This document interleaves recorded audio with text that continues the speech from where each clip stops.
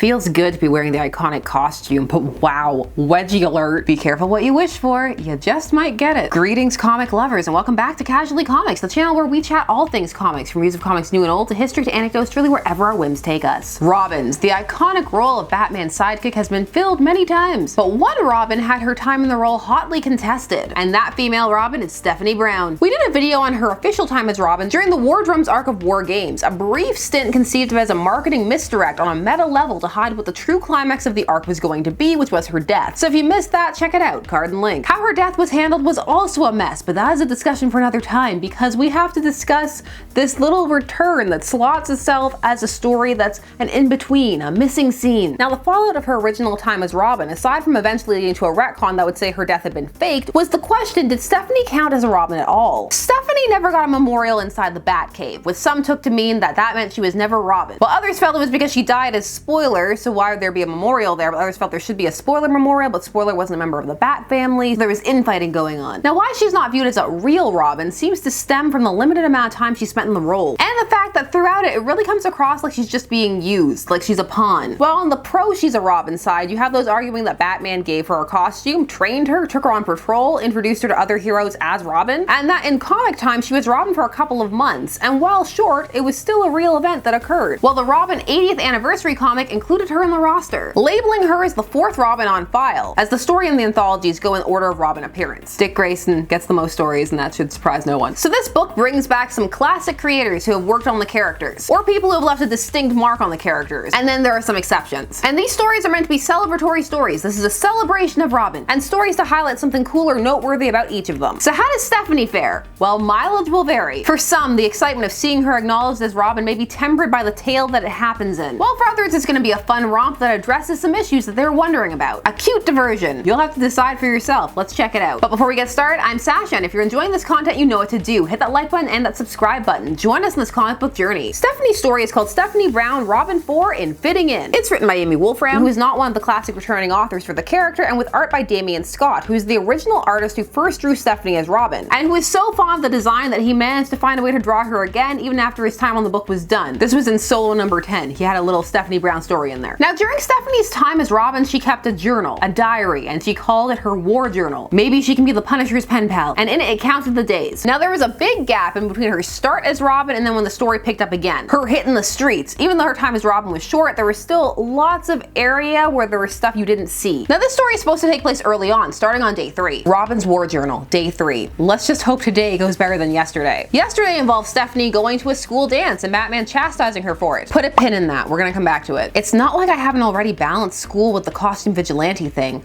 Being Robin is no different. So the crux of this issue is that Stephanie is training to be Robin. She's gonna prove herself to Batman. But her costume doesn't fit, which we get highlight and emphasize. It is a key plot point, potentially one of the biggest things happening in this short story, if not the biggest thing. Wow, wedgie alert.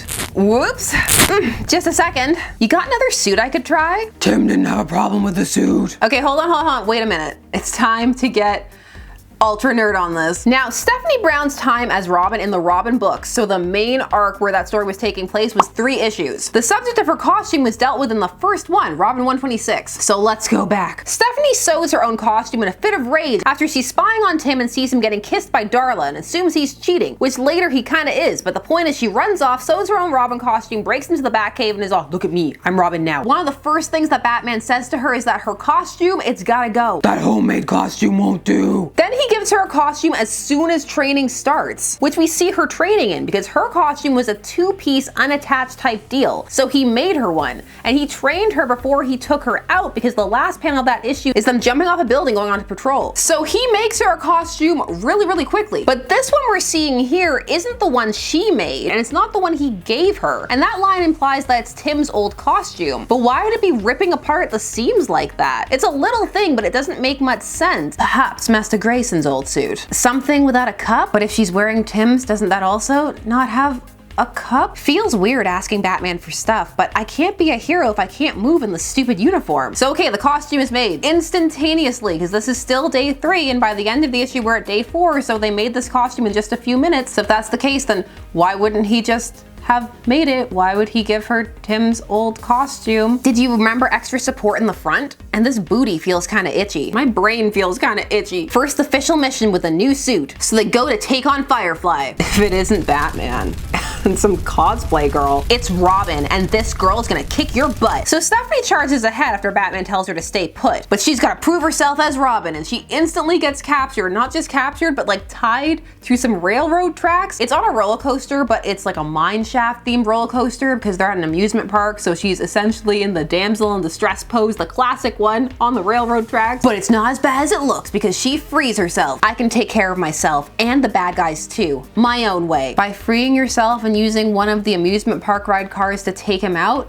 how is that unique? Tell me, Stephanie, please. Tim would have waited outside. No, he wouldn't have. Batman says that she needs to listen to him if this is gonna work, and she says that if this is gonna work, he needs to stop trying to make her something she's not. Stephanie wasn't Robin long enough for them to establish that as a dynamic. There was not a he wants her to be like Tim plot in place. I mean, this story could have tried to be that, but it spent more time worrying whether or not her boobs fit in her costume. Maybe this whole Robin thing is harder than I thought. But when she gets back the next night, which is night 4, she sees that Batman has made her a change room. Look, he hung a little Robin thing up. Now she has her own changing area. My own change room in the Batcave. I bet Tim didn't have one of these. Does the Batcave have a changing room?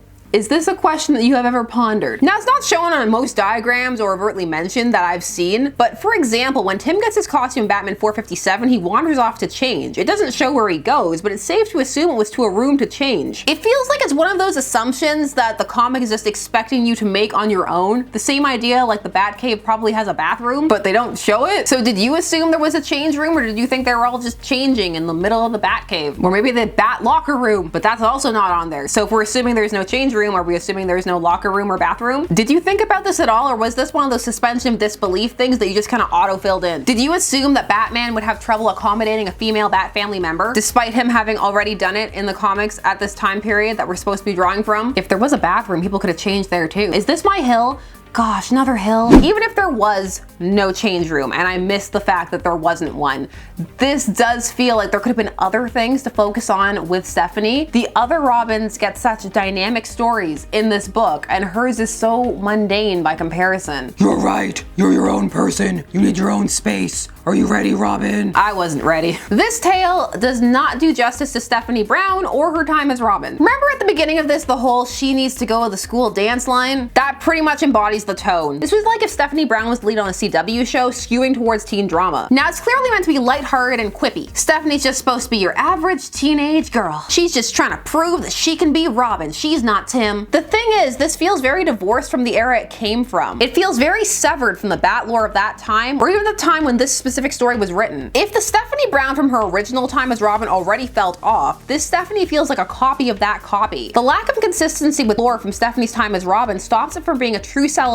or presentation of why she was a cool Robin for people who felt that she was. Gotta go to the dance. Do I have cup support? Is my booty big in this? It's a big missed opportunity of her time as Robin. Or even to explore the missing dynamic that she had with Bruce / Batman. You could explore it from both angles. Now, if one knows nothing about prior lore, this may land and feel cute and funny. There is the potential that maybe if someone wasn't familiar with the character, this could endear them to her. Now, there were new-ish things that could have been drawn upon, or things that hadn't been highlighted in the past eras that really could have been brought to the fore. For example, there's a tie-in from Wizard Magazine 150 that has a short story inside of it that's a prelude to the War Drums arc that actually provides key context that's severely lacking from within that past arc. In it showcases that Stephanie had thought about being Robin before she becomes Robin later on. It shows that she's worried. She feels that Batman would need a Robin, and maybe that could be her. And that she's actually been fantasizing about it because she had pre-drawn the Robin design. And in fact, the design that Batman makes for her is the one that she herself had drawn, which is creepy because it also shows that Batman is watching her, which just adds a whole other layer to motivations that they never properly explain in that arc. If one was going to center a story around her costume, that would have been a great in to elaborate on that. And there's so much character development to mine there. Why does she want to be part of the Bat family? Is it the resources? Is she craving that kind of father-daughter relationship that she doesn't have with her father because he's a supervillain? Or is she looking for something that she's seen Cassandra have because she was really close friends with Cassandra, Batgirl, at the time? It expands it beyond the whole I just need to get back at Tim. It makes it more layered and nuanced. nuanced. That small set of pages really needs to be in the next omnibus. Maybe it is, I hope it is. Because having such a key piece of context in a supplementary magazine, which no matter how popular at the time, seems like an odd decision. I get it from a marketing perspective, but these days many people don't even know that those pages exist. Now there seems to have been an attempt to focus on the fact that Stephanie is a female Robin, and the idea that a female Robin would have a different dynamic with Batman. Leaving Barbara and Cassandra aside for a moment, because this story does, the concerns raised are very surface level and they're only approached that way. The idea that Batman wouldn't alter the costume to fit her measurements is a hard pill to swallow. It may work on a more abstract, but it doesn't really work if you're looking at it from a what would Batman, Bruce, and Alfred do. For example, the whole change room situation. If you're looking at it from a they were all boys and men don't care about that sort of thing allegedly, so there would be no change room, but again, it's not really highlighted in a credible way and you have to make some leaps. You have to assume it didn't already exist. You have to assume that none of the boys would have wanted a change room to change in. You have to ignore the existence of previous Batgirls who would probably have had to change in the cave at some point. You have to count on the idea that Batman and Alfred are completely oblivious to the comfort of anybody who is entering the Batcave. So you have to believe that the man who has a contingency plan to kill every member of the Justice League doesn't have a change room. It feels like base assumptions on potential awkward male-female relationship dynamics divorced from Batman's actual character and lore. And even if you want to explore it with these characters, again, it's just a surface blip. Now this focus on her body, her booty, their words and also mine, and her bust, also leads to some uncomfortable highlighting in the art itself, which is accentuated by the fact that Damian Scott's style has changed over time, as everyone's does, even if it's subtle. It's gotten more stylized and leaned more into the cartoons, so some of the features are exaggerated. So you're getting extra emphasis and focus on those traditionally sexualized parts. And while mileage will vary, but I found it awkward. This story feels like a missed opportunity to highlight a misused and historically controversial Robin. So many moments that weren't addressed, so many things that were left unanswered, so many threads that could have been pulled upon versus she gets a change room. Now it must be known that for some people this will land and they will recognize those kind of discomforts that can come with operating within a more boys club style environment. So for some, they may find that relatable and latch onto it with Stephanie. As many gaps as we're missing, it feels like the original run had a bit more gravitas and treated Stephanie a bit more seriously. Also wait, he took her out night 3 with no training? This makes him look worse. This story left me with some feelings, and it was only 8 pages. I did not expect to have such a strong reaction to a potential change room. What do you think? Do you think I'm being too harsh? Do you have definitive proof that there was no change room and that Stephanie would be super uncomfortable all the time? Do you disagree with me entirely? Did you really enjoy this and feel it embodied Stephanie? What do you think? Too harsh? Thinking about it too critically? It's just a cute one-shot, bro? Or do you wish it was more? Did you get weird vibes? Did it feel inconsistent for you with past characterization and lore? If you were unfamiliar with the past lore, was it something that endeared you to the character? Do you just not care? Or are you just worried about why Batman is being a creepy stalker looking at Stephanie? Share your thoughts down below. While you're down there, please do all the YouTube things. Like, share, comment, subscribe, and hit the bell notification so that you never miss a vid. Thanks so much for taking some time today to spend discussing comics with me. I always appreciate it, and I will see you again soon. Bye-bye!